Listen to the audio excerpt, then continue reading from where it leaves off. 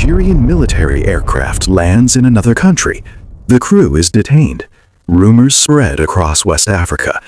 Some say it is espionage, some say it is revenge, others fear it could trigger a regional crisis.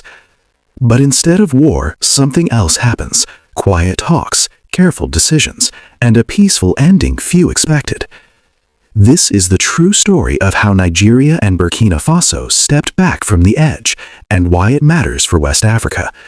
Stay with me to the end, and please subscribe for more plain, clear stories like this.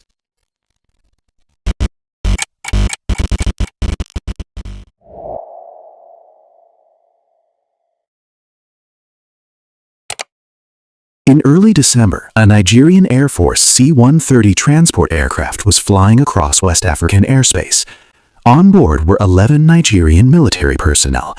According to Nigerian authorities, the aircraft was on a routine mission and later developed a technical issue that required a precautionary landing. The plane landed in Bobo-Dioulasso, a major city in Burkina Faso. Under normal circumstances, an emergency or precautionary landing is handled through aviation authorities. The aircraft is inspected, the crew is assisted, and arrangements are made for repairs or onward travel. But this time, events did not follow the usual pattern. Shortly after landing, Burkina Faso's military authorities detained the aircraft and took the Nigerian personnel into custody. The crew was separated from the plane. Information was limited. News of the detention quickly spread beyond Burkina Faso and Nigeria, reaching the rest of the region and the wider international community. Burkina Faso's authorities said the aircraft entered their airspace without prior authorization. They described the landing as unauthorized and raised concerns about national security. Burkina Faso is currently governed by a military administration that came to power after a coup. The country is in a high state of alert due to internal security threats and ongoing regional instability. In this environment, any foreign military movement is treated with extreme caution. From Burkina Faso's perspective, a foreign military aircraft landing without clearance was not a minor issue. It was considered a potential security breach that required investigation before any release could occur. Nigeria rejected this interpretation. Nigerian officials explained that the aircraft was not on a hostile mission and posed no threat to Burkina Faso. They said the landing was made purely for technical reasons and that international aviation procedures were followed. Nigeria also stressed that the aircraft was not conducting surveillance, carrying weapons for deployment, or involved in any covert operation. As official statements were exchanged, public tension grew. The timing of the incident made it more sensitive.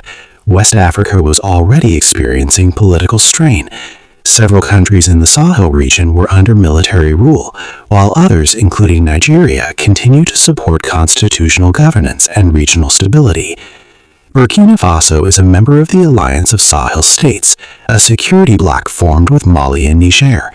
These countries have distanced themselves from older regional frameworks and have taken strong positions on sovereignty and foreign interference.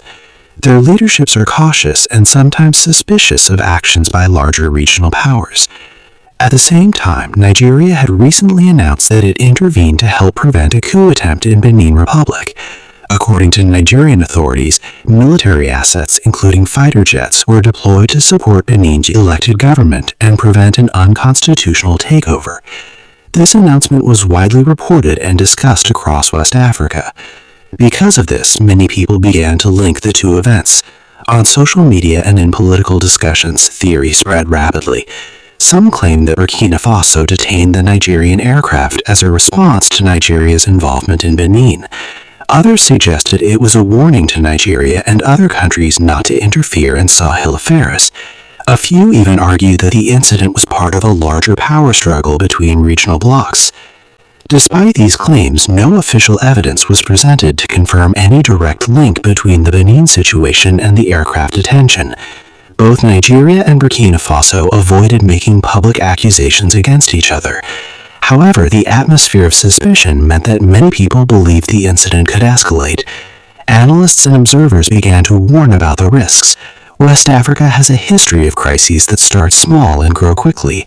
A misunderstanding involving military forces can trigger diplomatic breakdowns, economic consequences, or even armed confrontation. In this case, the detention of military personnel carried emotional weight and political risk. During this period, the Alliance of Sahel States announced heightened vigilance over its airspace. This statement increased anxiety among the public.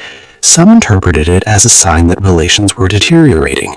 Others fear it could affect regional cooperation against terrorism and cross-border crime. Nigeria responded with restraint. Instead of issuing threats or taking retaliatory action, the Nigerian government chose diplomacy. A high-level delegation was sent to Burkina Faso, led by the Minister of Foreign Affairs. This move signaled that Nigeria wanted dialogue and a peaceful solution rather than confrontation. Meetings were held between Nigerian officials and Burkina Faso's authorities. Nigeria explained the mission of the aircraft, the technical reasons for the landing, and its position on respecting sovereignty.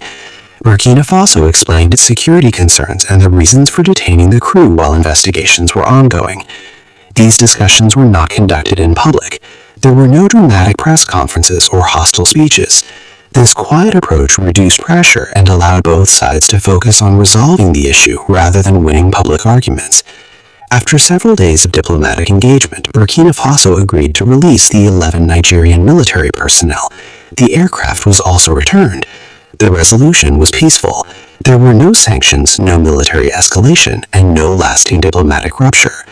Both governments described the outcome as the result of dialogue and mutual understanding. Nigeria welcomed the release and emphasized the importance of cooperation between African states. Burkina Faso maintained that its actions were based on security concerns and respect for national sovereignty. The incident ended, but its significance remained. It highlighted how fragile trust can be in a region facing political transitions, security challenges, and shifting alliances. It showed how quickly rumors can shape public opinion when information is limited. It also demonstrated that even in a tense environment, leaders still have the ability to choose restraint. The broader political divisions in West Africa did not disappear. Differences remain between military-led governments and democratic states, and between regional groupings such as ECOWAS and the Alliance of Sahel States. These differences continue to influence how actions are interpreted and how intentions are judged. But this incident provided an important example. It showed that not every crisis must end in confrontation.